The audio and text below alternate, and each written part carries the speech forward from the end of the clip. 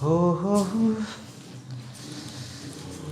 तो आइए फ्रेंड, आज हम लोग एक्सरसाइज 1.1 का क्वेश्चन नंबर 5 को सॉल्व करते हैं। तो इसमें आपसे पूछा गया है कि निम्नलिखित समुच्चयों के सभी अवयव मतलब सदस्यों को सूचीबद्ध कीजिए। सूचीबद्ध मतलब कथन दिया रहेगा और इसको आपको सारणी के रूप में बदलना है। तो देखिए पहला सवाल क्या कह रहा है। सवाल कह रहा है कि एक ऐसी संख्या होना चाहिए जो विषम प्राकृतिक संख्या होना चाहिए। तो सबसे पहले विषम को समझते हैं। तो जो ऐसी संख्या जो 2 से भाग ना लगे उसे हम लोग विषम कहते हैं। प्राकृतिक संख्या जो 1 से शुरू हो।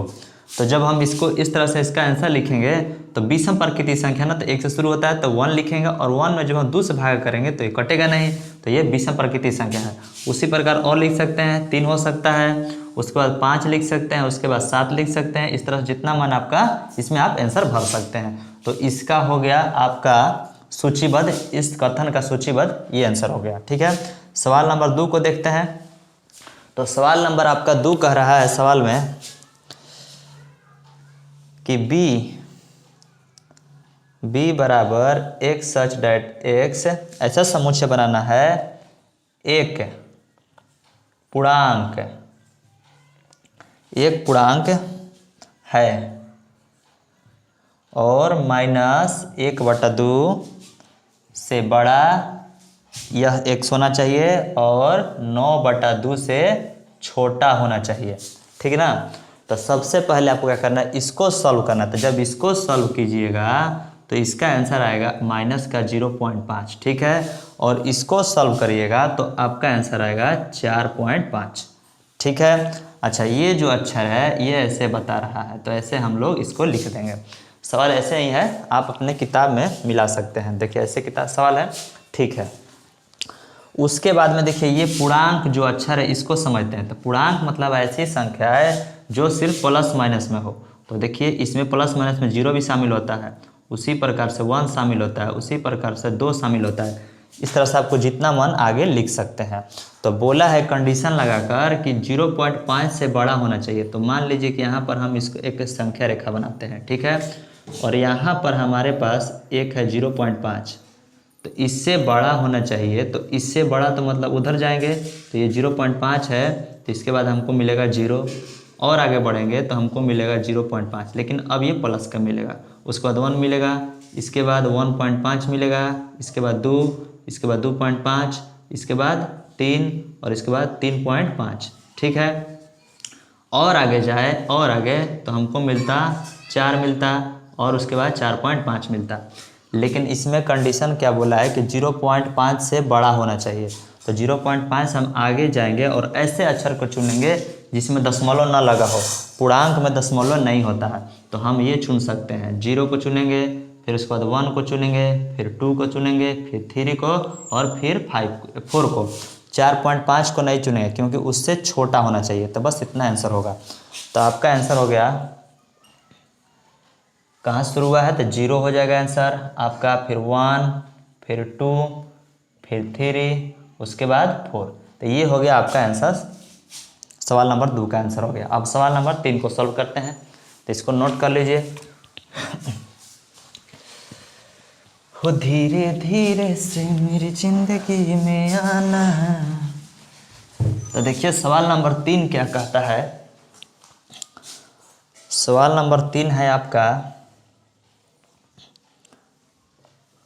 एक सच डेट x एक पूर्णांक, क्या है पूर्णांक है और x स्क्वायर जो होना चाहिए 4 होना चाहिए और नहीं तो 4 से छोटा होना चाहिए। ठीक ना, 4 होना चाहिए नहीं तो 4 से छोटा। तो इसका आंसर आप ध्यान समझिए कैसे होगा। तो इसका आंसर बनाने के लिए पहले आपको समझना है कि पूर्णांक, तो पूर्णांक तभी समझाए कि प्लस माइनस में होता है। तो हमारे पास प्लस माइनस में 0, प्लस माइनस में 1, प्लस माइनस में 2, प्लस माइनस में 3। तो इसके कहने का मतलब है कि 0 हो सकता है, 1 हो सकता है, 2 हो सकता है, 3 और इधर भी ले लेते हैं -1, -2, -3। ये हो गया पूर्णांक संख्या। आपका जितना मर्जी इधर जा सकते हैं, जितना मर्जी आप इधर जा सकते हैं। फिर बोला है कि जो आप संख्या लीजिएगा उसका स्क्वायर करने पर 4 होना चाहिए और नहीं तो 4 से छोटा होना चाहिए। ठीक है, तो जब हम अगर 0 का होल स्क्वायर करते हैं, देखिएगा जब हम 0 का होल स्क्वायर करेंगे तो हमको मिलेगा 0, ठीक है। 1 का होल स्क्वायर करेंगे तो मिलेगा 1, और जब 2 का होल स्क्वायर करेंगे तो मिलेगा 4, उसके बाद 3 का होल स्क्वायर करेंगे तो मिलेगा 9। लेकिन 9 नहीं होगा, क्यों? क्योंकि बोला है कि होल स्क्वायर करने के बाद में 4 से छोटा ही आंसर आना चाहिए। 4 से छोटा या 4 के बराबर, तो ये हो गया आंसर, ठीक है। अब आगे पीछे बढ़ते हैं इधर की तरफ। तो अगर हम -1 का होल स्क्वायर करेंगे तो 1 मिलेगा, -2 का होल स्क्वायर करेंगे तो मिलेगा 4, और -3 का होल स्क्वायर करेंगे तो मिलेगा 9। तो फिर हम 9 को नहीं चुनेंगे, क्योंकि बोला है कि आपका 4 होना चाहिए और नहीं तो 4 से छोटा होना चाहिए। तो हमारा आंसर क्या क्या आया? तो देखिए हमारे पास ये आंसर है, देखिए जो ब्रैकेट में है ना, यही सब आंसर है। तो हम इसका आंसर लिख देते हैं आपका यहाँ पर।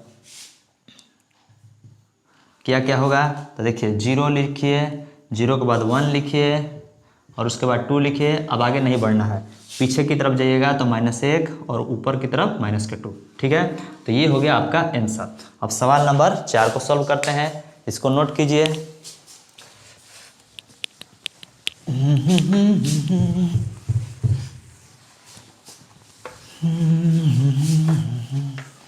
तो सवाल नंबर आपका ये तो हो गया 3। इसके बाद सवाल नंबर 4 में है डी है, और एक सच डेट एक्स लोयल। लोयल शब्द एक अक्षर है, तो इसमें आपको बताना है किस रूप में? सूचीबद्ध में। तो देखिए ये जो शब्द लिखा है लोयल, इसमें कौन कौन अक्षर शामिल है, बस वही आपका आंसर हो जाएगा। तो एल शामिल है, उसके बाद में ओ शामिल है, इसके बाद वाई शामिल है, फिर इसके बाद ए शामिल है और एल। तो ये हो गया आपका आंसर, ठीक है। अब हम लोग सवाल नंबर 5 को सॉल्व करते हैं।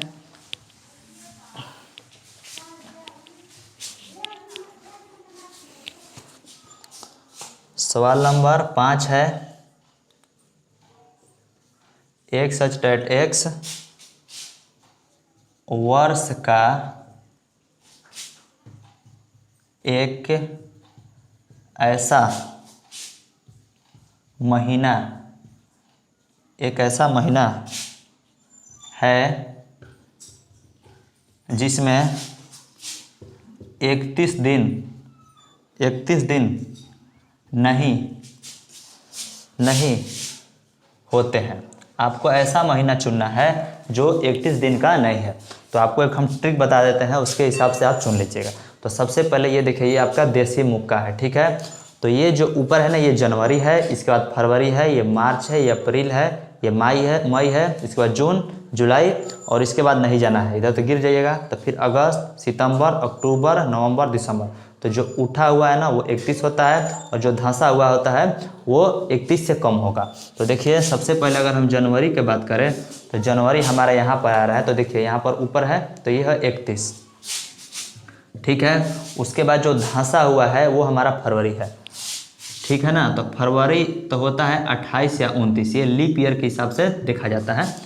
अच्छा, तो देखिए जनवरी उठा हुआ था, फरवरी, फिर मार्च, जनवरी, फरवरी, मार्च। तो मार्च भी 31 होगा, जनवरी, फरवरी, मार्च, अप्रैल 30 हो जाएगा आपके पास। जनवरी, फरवरी, मार्च, अप्रैल, मई, जून, जुलाई, अगस्त, सितंबर, अक्टूबर, नवंबर और दिसंबर। तो देखिए इसका आंसर कितना कितना आ रहा है।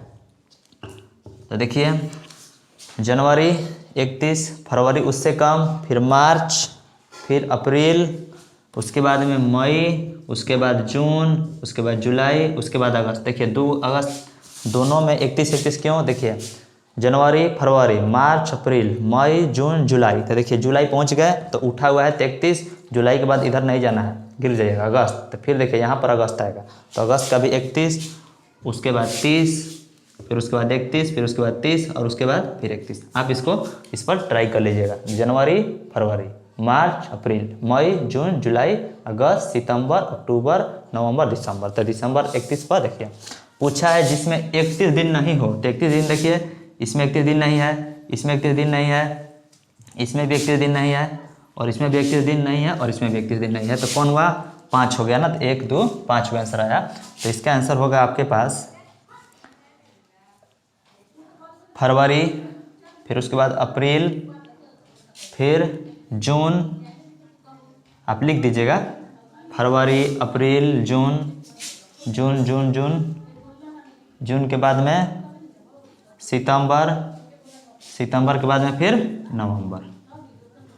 ठीक है ना, फरवरी, अप्रैल, अप्रैल के बाद में जून, फिर सितंबर, फिर नवंबर। ये हो गया आपका आंसर। ठीक है, आप इसको अच्छा तरह से समझ लीजिएगा। तो चलिए सवाल नंबर 5 को सॉल्व करते हैं, जो लास्ट है।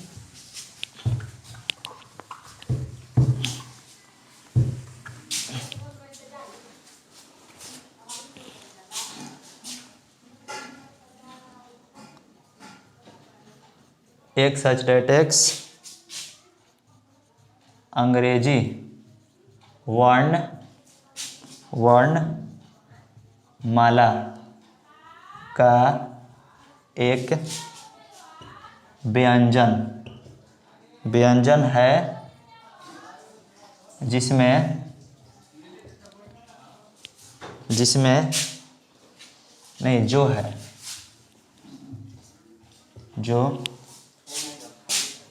के से पहले आता है। ठीक है ना, वीडियो लंबा ना, इसीलिए हम लोग हाल लिख लेते हैं।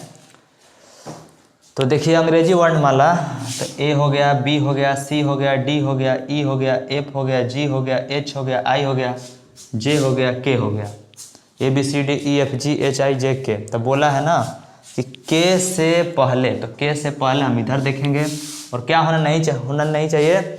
अच्छा, अंग्रेजी वर्णमाला का एक व्यंजन मतलब भावेल नहीं होना चाहिए। तो ए नहीं ले सकते हैं, ए ई आई भी नहीं ले सकते हैं, ए ई आई नहीं लिखेंगे। उसके बाद जो बचा वो आंसर हो जाएगा। तो इसका आंसर हो जाएगा B C D, B C D, D के बाद में आपका एफ, फिर जी, फिर एच, फिर एच के बाद में जे, के नहीं लिखिएगा। तो ये हो गया आपका आंसर। ठीक ना, तो इस तरह से ये सवाल नंबर 5 सॉल्व हो गया। अब लोग नेक्स्ट वीडियो में सवाल नंबर 6 को डिस्कस करेंगे, तो इसको नोट कीजिए।